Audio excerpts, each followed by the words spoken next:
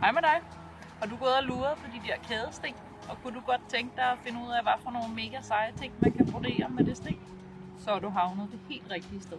Kom med indenfor.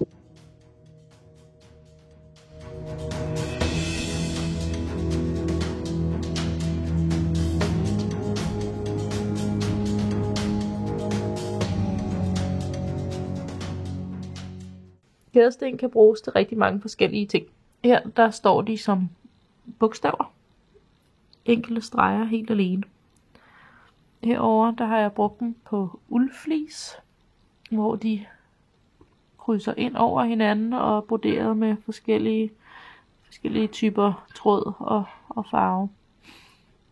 Og så ligger de her i snoninger og bobler og hygger sig.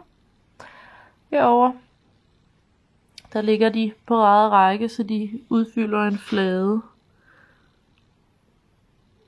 Så ender jeg dem bare forskellige steder, så det passer til den tykkelse, som jeg gerne vil have, at stregen skal have. Kædestenene kan også bruges til at omkranse en udfyldt figur. Her for eksempel, der er kædesten rundt om de to figurer. Og så er der også kædesten her rundt om trækronen. Den grønne, der snor sig der.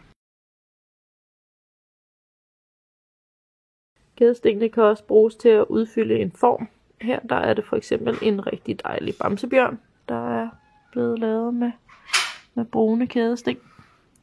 Men man kan også bruge dem til at lave enkeltstående sten med. Her for eksempel, der ligger de som blomsterne på vintergækkerne. Og her der ligger de i mælkebøtterne med masser af meget lange enkeltstående kædesten. Og herover der har vi dem i kornaksen, hvor de står fine og svejer i vinden med masser af små, korte, enkeltstående kædesten. Så der er masser af muligheder i det sten. Det var en introduktion til kædesten.